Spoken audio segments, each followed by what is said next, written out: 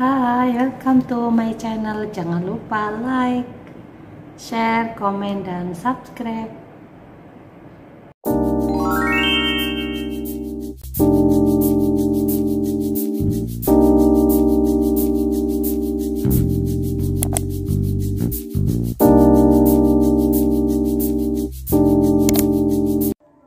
Assalamualaikum warahmatullahi wabarakatuh.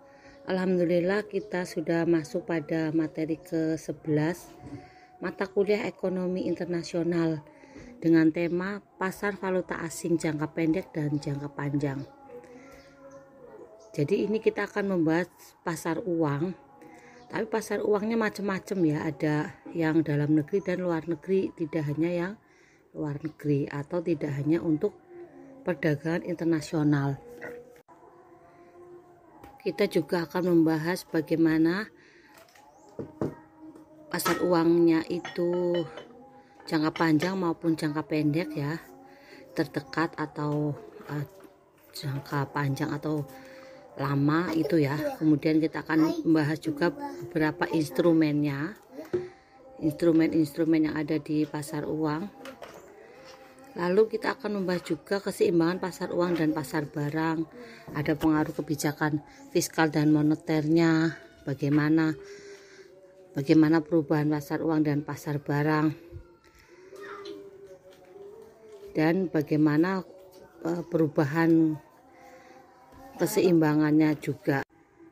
Yang pertama dibahas adalah definisi pasar uang. Pasar uang adalah keseluruhan permintaan dan penawaran dana-dana atau surat-surat berharga yang mempunyai jangka waktu 1 tahun atau kurang dari 1 tahun dan dapat disalurkan melalui lembaga-lembaga perbankan. Di pasar uang ini diperjualbelikan instrumen kredit jangka pendek. Kredit yang dimaksud bisa berupa kredit harian atau on call, kredit bulanan atau prolongasi, maupun kredit 3 bulanan atau balancing. Adanya pasar uang ini beranjak dari kondisi perekonomian dunia yang tidak stabil, bahkan telah terjadinya krisis moneter secara global, sehingga timbullah pemikiran untuk diadakannya sistem simpan pinjam atau kredit baik jangka pendek maupun jangka panjang. Ada juga pasar uang jangka panjang. Jenis pasar uang jangka panjang seperti SBI, SBPU, SUN, Repurchase Agreement, dan diharapkan dapat membantu di saat krisis moneter. Yang tadi SBI, SBPU, SUN, dan lain-lain nanti akan dibahas di instrumen-instrumennya ya. Instrumen pasar uang di Indonesia dijual belikan dalam pasar uang yang jenisnya cukup banyak, seperti SBI, SBPU, sertifikat deposito meliputi commercial paper, call money, repurchase agreement, dan bankers acceptance. Selanjutnya kita akan membahas tentang macam-macam instrumen pasar uang, baik jangka pendek maupun jangka panjang. Yang pertama adalah interbank call money, merupakan pinjaman antar bank yang terjadi dalam proses clearing. Dalam transaksi clearing ada yang kalah dan ada yang menang. Bagi bank yang kalah clearing, apabila tidak dapat menutupi kekalahannya, maka akan terkena sanksi dari Bank Indonesia. Oleh karena itu, agar tidak dikenakan sanksi akibat kekurangan likuiditas bank tersebut, dapat meminjamkan uang dari bank lain yang kita kenal dengan nama interbank call money atau call money. Call money adalah kredit atau pinjaman yang harus segera dilunasi atau dibayar apabila sudah ada tagihan atau panggilan dari pihak pemberi dana atau kreditur. Jangka waktunya berkisar 1 hari sampai dengan 7 hari. Berarti ini contoh yang jangka pendek ya, karena hanya sampai 7 hari. Ada beberapa ketentuan yang perlu diperhatikan berkaitan dengan pemberian fasilitas call money. Antara lain, fasilitas call money diberikan lembaga clearing kepada bank-bank yang mengalami kekalahan clearing dan kekurangan likuiditas. Besarnya pinjaman call money tidak boleh melebihi kalah clearing hari ini. Instrumen pinjaman dapat berupa promes. Maksimal jangka waktu 7 hari, dan apabila tidak dapat dilunasi pada masa jatuh tempo, maka akan berubah menjadi pinjaman biasa. Untuk clearing, menang clearing, kalah clearing itu ada di materi lain ya, di mata kuliah lain itu ada, saya ngajar juga, itu ada di mata kuliah lalu lintas pembayaran dalam dan luar negeri. Instrumen yang kedua yaitu sertifikat Bank Indonesia atau SBI. SBI merupakan surat berharga yang diterbitkan Bank Sentral atau Bank Indonesia. Penerbitan SBI dilakukan atas unjuk dengan nominal tertentu dan penerbitan SBI biasanya berkaitan dengan kebijakan pemerintah terhadap operasi pasar terbuka dalam masalah penanggulangan jumlah uang beredar. SBI pertama kali terbit pada tahun 1970 dan hanya diperdagangkan antar bank. Namun kebijakan ini tidak berlangsung lama karena pemerintah mengeluarkan kebijakan untuk memperkenankan bank-bank umum untuk menerbitkan sertifikat deposito tahun 1971. Tujuan bagi investor baik bank maupun lembaga keuangan lainnya membeli SBI adalah sebagai akibat kelebihan dana yang tidak disalurkan untuk sementara waktu. Namun pihak investor memerlukan dana kembali. Maka dengan mudah SBI dapat diperjualbelikan kepada pihak BI atau pihak lain. Jadi SBI ini tidak hanya diterbitkan oleh BI ya, tapi bisa oleh bank lain. Jadi bank umum juga sekarang sudah bisa menerbitkan SBI, lalu bisa diperjualbelikan kepada pihak BI maupun pihak-pihak lain. Berikutnya adalah sertifikat deposito. Sertifikat deposito diterbitkan atas unjuk dengan nominal tertentu. Jangka waktunya pun bervariasi sesuai keinginan bank. Sertifikat deposito dapat diperjualbelikan kepada lembaga atau pihak umum jika memerlukan dana. Perbedaan antara sertifikat deposito dengan deposito berjangka adalah: 1. Dalam hal identitas, kemudian dalam hal nominal, dan yang ketiga dalam hal penarikan bunga. Perbedaan antara sertifikat deposito dan deposito berjangka ini ada 3 hal ya untuk penjelasannya. Untuk identitas, di mana sertifikat deposito atas unjuk sedangkan deposito berjangka atas nama. Untuk nominal, deposito sudah tercetak sedangkan deposito berjangka belum. Untuk penarikan bunga, sertifikat deposito dapat ditarik di muka sedangkan deposito berjangka hanya dapat ditarik setiap bulan atau setelah jatuh tempo. Instrumen berikutnya adalah surat berharga pasar uang atau SBPU. Ini jangan kebalik ya, SPBU. SBPU merupakan surat berharga yang diperkenalkan oleh Bank Indonesia tahun 1985 sebagai salah satu alat untuk melakukan operasi pasar terbuka dalam rangka ikut menstabilkan nilai rupiah. Bank atau lembaga keuangan yang ingin memperoleh dana jangka pendek dapat menerbitkan SBPU ini ya, ini tipe ya, kemudian diperjualbelikan dengan Bank Indonesia atau pihak-pihak lainnya. Jadi adanya SPBU ini karena dalam rangka operasi terbuka agar menstabilkan rupiah itu ya, lalu dijual atau diterbitkan surat berharga ini. Yang berikutnya adalah banker acceptance, merupakan wesel bank yang diberikan cap dengan kata-kata accepted dan dapat diperjualbelikan di pasar uang sebagai salah satu sumber dana jangka pendek. Jangka waktu penarikan antara 30 hari sampai dengan 180 hari. Wesel yang diberi cap accepted inilah yang kemudian kita kenal dengan banker acceptance. Banker acceptance terjadi dalam perdagangan luar negeri atau ekspor impor. Nah ini ya, kalau yang perdagangan internasional ini berarti pakainya banker acceptance karena instrumen-instrumen yang saya jelaskan ini itu bisa bervariasi ya untuk dalam negeri maupun luar negeri, dan juga bervariasi juga jangka waktunya baik jangka pendek maupun jangka panjang. Instrumen selanjutnya adalah commercial paper, merupakan kertas berharga yang dapat diperdagangkan di pasar uang dengan jangka waktu yang tidak lebih dari 1 tahun. Yang termasuk ke dalam commercial paper adalah promes yang diterbitkan oleh perusahaan lembaga keuangan termasuk bank. Penerbitan promes adalah untuk memenuhi kebutuhan modal jangka pendek perusahaan, di mana kepada si pemegang promes penerbit berjanji untuk membayar sejumlah uang tertentu pada saat jatuh tempo. Jadi ini semacam surat berharga ya yang ada di pasar uang, dalam hal ini ada di lembaga keuangan termasuk di dalamnya bank, yang bisa membantu apabila ada yang tidak bisa membayar sejumlah uang, kemudian ada pemegang promes ini sebagai pengganti atau pelaksana untuk membayarkan janji tersebut. Kelebihan komersial paper terletak dari jaminan di mana pihak penerbit tidak perlu menyediakan jaminan tertentu. Tingkat suku bunga yang relatif rendah jika dibandingkan dengan jenis kredit lainnya. Penerbitannya relatif mudah dengan jangka waktu yang tidak terlalu pendek. Kelemahannya komersial paper itu akibat tidak adanya jaminan tertentu, maka untuk menjual relatif lebih sulit apabila si penerbit tersebut bonafiditasnya dianggap kurang. Lalu kelemahan berikutnya, dana yang diperoleh hanya digunakan untuk modal kerja. Berikutnya, instrumen berikutnya adalah treasury bill. Merupakan instrumen pasar modal yang diterbitkan oleh bank sentral dengan jangka waktu paling lama 1 tahun. Keuntungan dari treasury bill ini bagi pembeli adalah faktor kepercayaan akan dibayar kembali mengingat diterbitkan oleh bank pemerintah.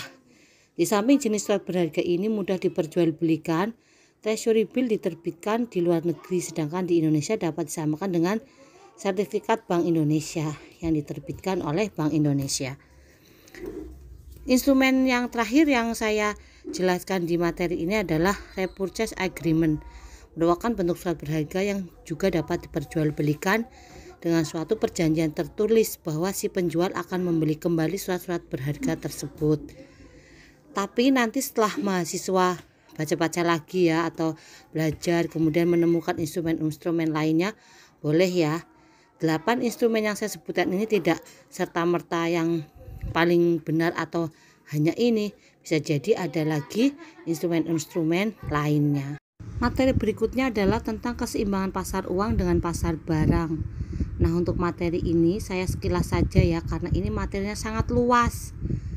Bisa juga keseimbangannya pasar uangnya itu di luar negeri. Kalau yang ini secara umum ya, dan materi ini juga ada di buku karya saya, buku tulisan saya sendiri, keseimbangan pasar barang dan pasar uang, yang baru kemarin terbit ya. Nanti kalau mahasiswa mau lebih detail mengetahui keseimbangan pasar uang dan pasar barang, bisa baca buku saya, bisa dibeli bukunya ya. Jadi baru terbit kemarin dan masih hangat, dan pembahasannya itu detail, ada perubahan-perubahan kurvanya. Keseimbangan yang terjadi akibat pertemuan pasar uang dengan pasar barang atau IS ya, atau investment saving. IS kepanjangan dari investment atau investasi, dan dari saving atau tabungan. Pasar barang adalah pasar di mana semua barang dan jasa yang diproduksi oleh suatu negara dan dalam jangka waktu tertentu. Sedangkan permintaan dalam pasar barang merupakan agregasi dari semua permintaan akan barang dan jasa di dalam negeri.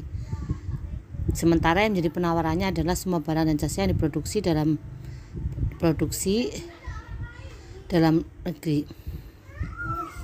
Pasar barang merupakan pasar di mana semua barang dan jasa yang diproduksi oleh suatu negara dalam jangka waktu tertentu. Nah, itu untuk penjelasan pasar barang. Sekilas saja ini tentang pengertian pasar barang dan kemudian pasar uang. Pasar uang atau LM kepanjangan dari liquidity of money, merupakan representasi keseimbangan dari pasar uang. Kurva LM menyatakan hubungan antara tingkat bunga dan tingkat pendapatan yang muncul di pasar uang. Hubungan dapat dilihat pada teori tingkat bunga, disebut juga dengan teori preferensi likuiditas atau theory of liquidity preference. Berikutnya kita akan membahas bagaimana pengaruh kebijakan fiskal dan moneter terhadap nilai tukar dan output dalam jangka pendek. Yang materi ini juga ada di buku saya. Jadi memang kalau membahas tentang pasar uang, pasar barang, larinya kemana atau hubungannya dengan apa ya? Hubungannya ada juga dengan kebijakan fiskal dan moneter di suatu negara ya. Jadi ini bisa diterapkan, atau penerapan materi ini bisa untuk dalam negeri maupun luar negeri. Pengaruh kebijakan fiskal ini untuk jangka pendek ya yang dibahas. Kebijakan fiskal dan kebijakan moneter meliputi semua tindakan pemerintah yang bertujuan mempengaruhi jalannya perekonomian melalui penambahan atau pengurangan jumlah uang yang beredar atau JUB. Maka dikatakan bahwa instrumen variabel adalah M atau money ya, yaitu jumlah uang yang beredar yang disebut juga dengan penawaran uang atau money supply. Sedangkan kebijakan fiskal adalah semua tindakan yang dilakukan pemerintah bertujuan untuk mempengaruhi jalannya perekonomian melalui penambahan atau pengurangan pengeluaran pemerintah dan atau pajak. Mempunyai pajak atau TX ya, atau tax atau transfer payment atau TR, dan pengeluaran pemerintah atau G atau government. Selengkapnya baca jurnal milik Teguh Santoso Maruto Umar Basuki. Nah, ini jurnalnya sudah saya kirim di grup WA. Berikutnya yang dibahas adalah tentang the law of one price. PPP atau Purchasing Power Parity pada konsep the law of one price atau LOP ya, law one price, yang menyatakan bahwa harga suatu komoditi yang dikonversi ke mata uang yang sama akan sama di negara yang berbeda. Tarif, biaya transportasi, hambatan non-tarif mendorong terjadinya perbedaan harga di negara yang berbeda dengan skala perbedaan harga yang tergantung pada kemampuan barang yang diperdagangkan. Jadi ini pada materi ini kita membahas tentang LOP dan PPP atau Purchasing Power Parity. Purchasing Power Parity menyatakan bahwa variasi harga-harga antar negara akan sesuai dengan nilai tukar, sehingga nilai tukar nominal akan menunjukkan perbedaan tingkat inflasi antar negara. PPP masih menjadi kajian utama dalam keuangan internasional. Ya, kalau keuangan internasional juga pasti atau selalu membahas tentang PPP ini, Purchasing Power Parity. Purchasing Power Parity adalah teori tentang penentuan nilai tukar. Perubahan nilai tukar antara dua mata uang ditentukan oleh perubahan relatif harga di dua negara tersebut. Teori ini sering juga disebut dengan the inflation theory of exchange rate. Teori ini masih banyak menimbulkan kontroversi karena kajian empiris kadang menunjukkan bahwa teori ini salah dan kadang benar. Sehingga teori ini masih meninggalkan ruang untuk kajian teori dan empiris untuk melakukan spesifikasi kondisi berlakunya PPP dalam menggambarkan perilaku nilai tukar. Dari kajian empiris ditemukan banyak hal yang mampu membuktikan tidak berlakunya PPP. Jadi ada yang berlaku, ada yang tidak, ada yang benar, ada yang tidak dari PPP ini ya, atau teori tentang penentuan nilai tukar.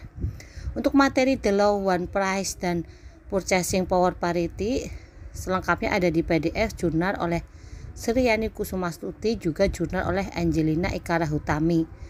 Dua jurnal ini juga sudah saya kirim di grup WA.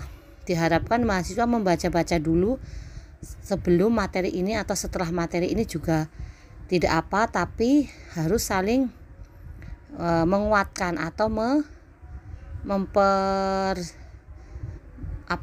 istilahnya saling menguatkan untuk menambahi info. Jadi info-info yang ada di PPT saya ini jika kurang silakan baca di jurnal yang sudah saya kirim di grup WA tadi. Jurnal oleh siapa juga sudah saya tulis secara lengkap. Yang terakhir dalam pembahasan materi kali ini adalah tentang perubahan pasar uang dan pasar barang terhadap nilai tukar dalam jangka panjang. Bagaimana perubahan-perubahan tersebut, berakibat pada apa saja. Nah, itu akan dibahas dalam materi kali ini, yang terakhir ini ya. Ada beberapa penyebab terjadinya perubahan akibat perubahan keseimbangan pada pasar barang.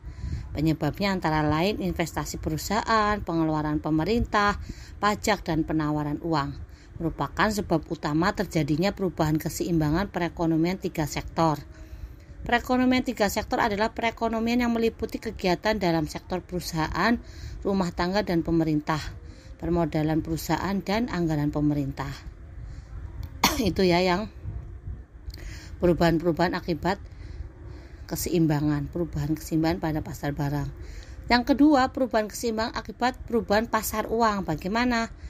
Penyebabnya adalah kebijakan moneter, penambahan jumlah uang beredar atau easy monetary policy, dan penurunan jumlah uang beredar atau tight monetary policy, peningkatan money supply, dan dapat menurunkan tingkat suku bunga.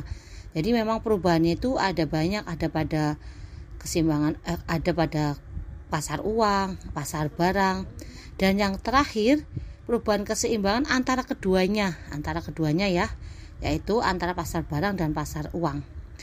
Akibatnya adalah peningkatan belanja pemerintah, peningkatan government spending akan mendorong kenaikan income. Hal tersebut secara simultan menggeser kurva IS atau investment saving atau pasar barang, diikuti dengan kenaikan tingkat suku bunga equilibrium. Kurva ISRM juga bergeser. Pergeseran yang serupa dengan contoh di atas juga terjadi apabila pemerintah mengambil kebijakan pengurangan pajak atau T atau tax ya. Hanya saja mekanisme perubahan terjadi pada instrumen konsumsi atau C atau consumption. Perubahan juga mengakibat apa? Penurunan belanja pemerintah, peningkatan dan penurunan jumlah uang beredar, pembentukan kurva permintaan agregat atau aggregate demand atau AD, pertambahan investasi perusahaan, dan yang terakhir pertambahan pajak dan penawaran uang. Demikian penjelasan tentang pasar valuta asing jangka pendek dan panjang, yang di dalamnya memuat tentang pasar uang dan ada pasar barang juga. Semoga bermanfaat, semoga memahamkan, semoga memberi keberkahan untuk kita semua. Amin amin ya rabbal alamin. Wassalamualaikum warahmatullahi wabarakatuh.